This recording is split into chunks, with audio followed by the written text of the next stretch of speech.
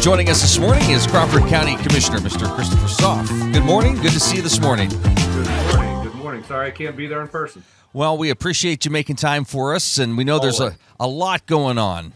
Always something. Always something. Yeah. Always something. Well, let's start with the harder, challenging questions, and then we'll kind of ease into some of the fun things here. But February's been a busy month with negotiations and contracts and all of that. I know there's not a lot to comment on when you're in the middle of those conversations, but what can you tell us, and what does that mean for the county? Well, I mean, I can tell you that on both sides and both negotiating teams have put a tremendous amount of work in trying to support their positions, both from the county side and from the bargaining unit side. And while, I may agree or disagree with certain things, I can't tell you how much I appreciate the fact that everybody really puts in that hard work to try to get contracts signed that take care of the workers, take care of the county, and as we know with everything, that is such a balancing act. So I know some people like the new contract language. Other people aren't happy with maybe the new contract language, but it's always been that way and always will be that way. The effort and again is always to try to find that balance. It's never easy, and there's always a lot more to it than what you initially hear about too. So there's a lot to dig in and discover. Along those lines, and we can maybe segue from that into the primary election season with petitions out and everything. It's always important to know and understand what's going on sometimes before people just spout out. I realize it's everybody's right to say what they want, but a lot of times it's based off of hearing something from other people instead of going to meetings and sitting and listening, or even watching the meetings that air after the fact to get an idea of what's going on. Maybe an awkward segment, but you've got people grabbing petitions, going out and stepping up and running. Those people deserve a lot of credit. There's a need to do that, obviously. But I also throw in there's also that need for those candidates to also make sure you're paying attention and going to meetings and things that you're running for, so you have a better understanding of what the situation is. That's right. I mean, I can, I only want to speak for myself, but before I decided to even run for this position, I attended meetings for at least a year prior to that, and I had already known from my time with the school board and with the city and as mayor how governmental bodies function in their meetings and schedules and what they need to approve and when and that type of thing. So that part of it wasn't difficult for me to deal with, but just the sheer amount of information that you have to deal with on the county level, and even by going to meetings every week, I liken it to that iceberg. I mean, all you see is that top 10%, but there's so much that goes on behind to get you to a meeting, to get you to be able to vote on something or to discuss something. So there's just so much information that goes into being a commissioner, and that's why you really do need to go to the meetings and see for yourself what was said, how it was said, what that governmental body is dealing with, whether that's the school board, a city race, a county race. Because if you restrict yourself to newsprint, social media, whatnot, I say stupid stuff all the time. You know what? I know that. I have a lot of your quotes on my wall. I refer to them often. Keeps me going. But you get so much better, so much more a sense of really the picture of that municipal government when you attend their meetings. That's, and I think it's also difficult, and you're going to see these forums pop up, and it's great. I love them. I think you should have them. I think the audience should see what the candidates have to say. But I also kind of think when you have candidates, and everybody is guilty of this, saying, "Oh, when I get into that position, this is what I'm going to do." And that's great until you get in that position. You realize, oh, I can't just do those Right. things.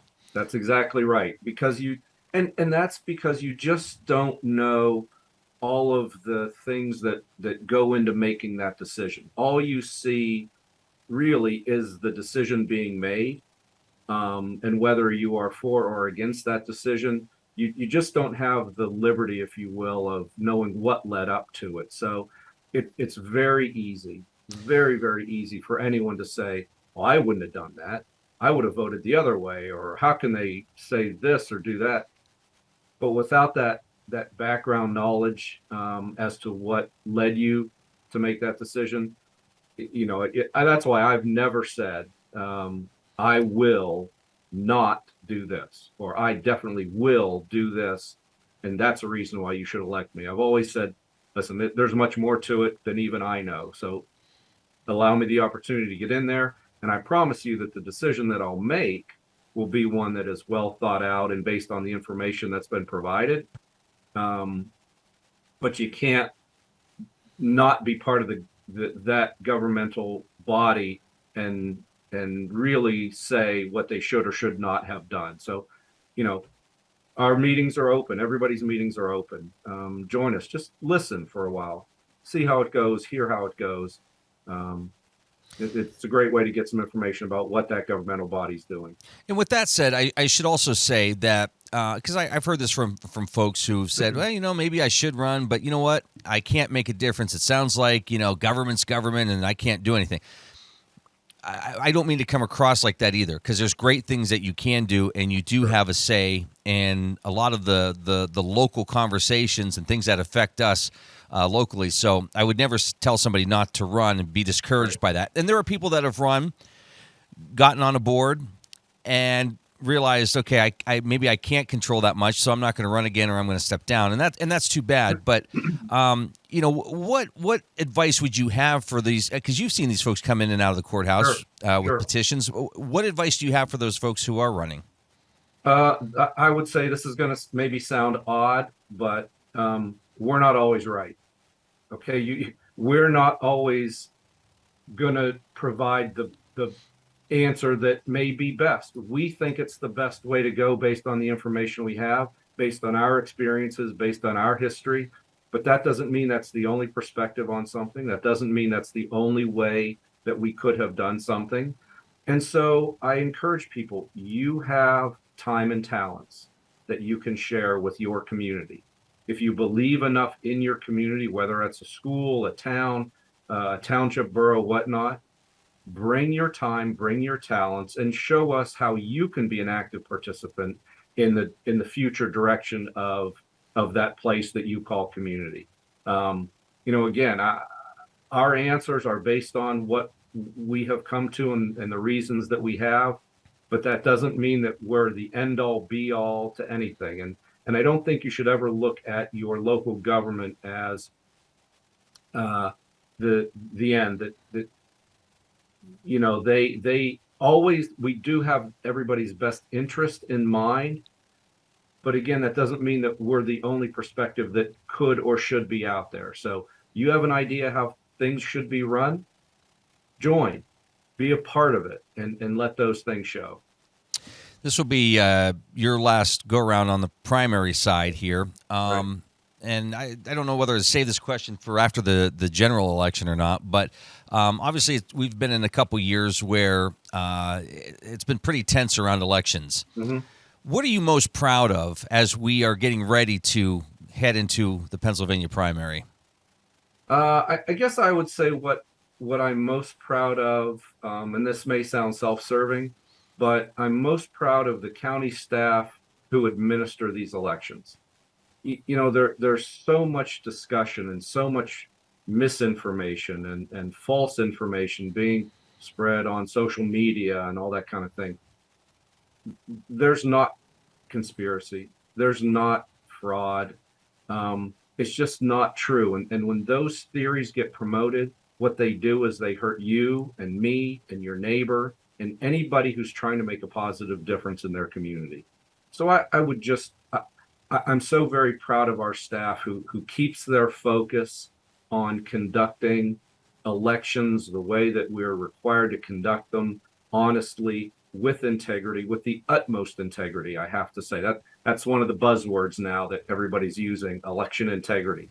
I cannot think of a more positive group, and a group that provides that service with more integrity than our county staff who do it. So I just applaud them at every turn. I think they're doing a fantastic job. What are some upcoming dates people need to kind of keep in the back of their mind? Primary petition season will be ending on March the 7th, Tuesday. So that's coming up very quickly. I would encourage folks, don't wait until 4 o'clock on Tuesday, March 7th to get your petitions turned in. You run the risk that maybe there's an unforeseen error and it wouldn't be accepted or that kind of thing. So get them in appropriately, and I would say as soon as possible, and not wait till the last minute. The last day to see if I can get these straight: 15 days out from the May 16th primaries, the last day to register or change your registration, that's a Monday. 7 days prior to the May 16th primary is the last day to apply for a mail-in or absentee ballot. And again, with both of those as well, I encourage you, don't wait until the last minute. There may be an unforeseen error on your change of registration form or your mail-in ballot or absentee ballot application. So in order to ensure that you are registered the way you want to be, and that you get that mail-in or absentee ballot, make sure to heed those deadlines, but don't wait until the very end. And there are people that wait. Don't do that. That is the human nature many times, is, well, tomorrow I'll do that. And we've gone through elections where there's empty names on a ballot, township supervisors, things like that. What's been sort of the turnout in terms of those interested in running for positions? Have you seen a lot of folks grabbing petitions? There have been quite a few. Now, one nice thing is they're available on the county website as well, so you don't have to come into the courthouse and physically pick one up. They're available on the website, so we're certain that people have gone to the site and downloaded from there. And with the write-in names, we talk about it with every election. People want their election results, at 8:01 p.m. Like as soon as polls close, they want to know everything. And we respect that. We understand that. And while we fully appreciate and support the fact that someone can write in someone's name for a certain office that does not have a valid candidate, just know that those things take more time. If every office had balloted candidates, the results would come out much, much quicker. Because we have to take time and adjudicate every single one of those write-in names, whether you write them in on your machine at the polling precinct, whether you write the name in your kitchen table when you're filling out a mail-in or absentee ballot. And of course, there are many legitimate, many who, for whatever reason, didn't file their petition, but between petitioning and election day, they think, you know what, I do want to do that. I do want to try for that office because I care about my community. And they run, I hate to use the word legitimate, but an organized write-in campaign. Yeah. And then there are others who, it's going to be funny. I'll write my friend Bob in. Bob has no interest in being a supervisor anywhere, and you have high school kids who write in their friends and think it's funny. And then, of course, all those cartoon characters and Luke Rios and, I think I've gotten one, right? Yeah, at least. Yes, at least. So, but, and you're well qualified, I must say. But and the thing with that, and you're right, it's almost two different camps, right? The one, as you're saying, where maybe you've seen some of the people running and you go, hey, you know what? Maybe I need to step up and right. Maybe it's my turn for that. I get that. But then there's others who I just don't want to get the signatures right now. I'll do a write-in and announce it later. Well, the amount of work you got to put in to do that is so much more than just getting those signatures and appearing on the ballot. That's right. And you talk about things that slow down the process. There are people who, unfortunately, will write their own name, or someone will write their name in every single office. Oh. Every single one in every election. And when we see that on our on our screen when we have to go through these write-ins. We're like, yep, there it is again. Yep, okay. And it, believe me, it doesn't help us to get those results out quicker. We know that person is not interested in being president of the United States, nor of being a township tax collector or any other office. So, if you're serious about it, though, please do it. We need people.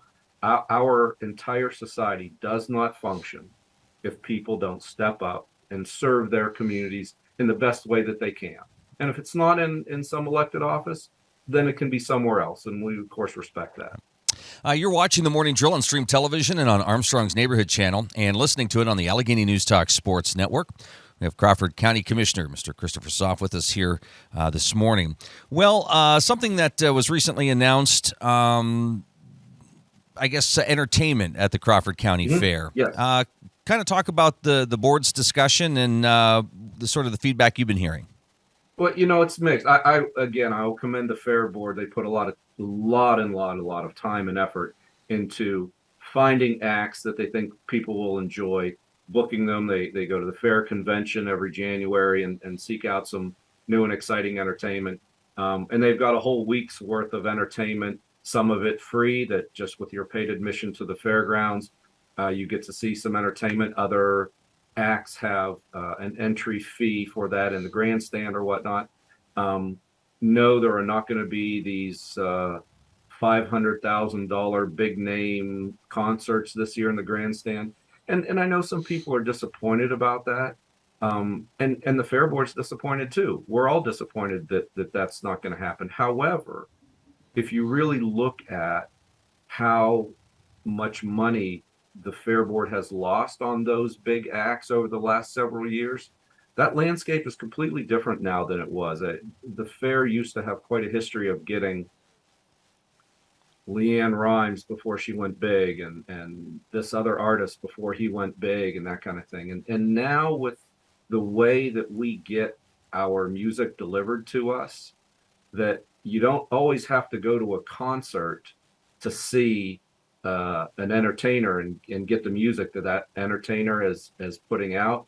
You can get it various ways. So trying to get those big name folks to come to Crawford County at a rate that our community and surrounding areas are willing to pay, it's very, very difficult. And you add the lighting that has to go with it, the sound that has to go with it, over and above the artist contracts. They're getting these fees at the larger venues. We're just not able to get them to come here. So they're doing some other things. And again, I commend them for continuing to seek out acts that will bring some joy and excitement and some entertainment to those who attend the Crawford County Fair, from the truck and tractor pulls to the rodeo to they're doing a car soccer game. Like I guess you're in your car and the cars must hit this huge ball and try to score, that kind of thing. Just some different things that it'll be very exciting. It'll be fun. So the Crawford County Fair is just a wonderful atmosphere for all of that. Yeah, and to also add to that, I think the entertainers that we see out there, the way they're doing business is changing as well. So here's a chance for the fair board to get creative and to try some new things, and we wish them all the best with that. I know I got my invitation to do my puppet show, but I don't know if I'll get that. Yeah, ready. And I think I'm busy that day. I'm so sorry. Yeah. But I would pay double whatever to see that show. That's excellent. Honest. Well, and talking about the fair, if I can, yeah, the fair is also one of those events that relies so very heavily on volunteers. So if you have an interest in the Crawford County Fair, if you think, geez, I wish they would have or could have done something this way, you know what? Here's an opportunity for you to call the fair board and say, I'm going to help you this year. How can I help? What can I do to continue to make this and keep this the best agricultural fair that we can have? Along those lines, we need to wrap up here in a minute, but how important is it for the fair board to get the information out? Because it seems like so many people are excited to plan their vacations and their trips and their time off. It just seems like there's that desire to have these events again and take part in them. Right. Well, and we know that the fair is always the third week in August, so it's not as if it moves around, so everybody can plan on that. But they try from social media posts, their own Facebook page, through the Convention and Visitors Bureau, through their marketing agency. They're doing everything they can to get that word out of what the acts are, and to come out and support the fair, support the community, again, support the kids. When you go through and you see all the 4-H entries and the kids working with their animals, and it's just the vibrancy of Crawford County is so evident at the Crawford County Fair that's why I'm up there every single day. It's just a wonderful place to spend the week. Crawford County Commissioner, Mr. Christopher Soff, joining us. Good to see you. Always my pleasure. Thank you so much. All right. All the best. Take care. You too. Thanks.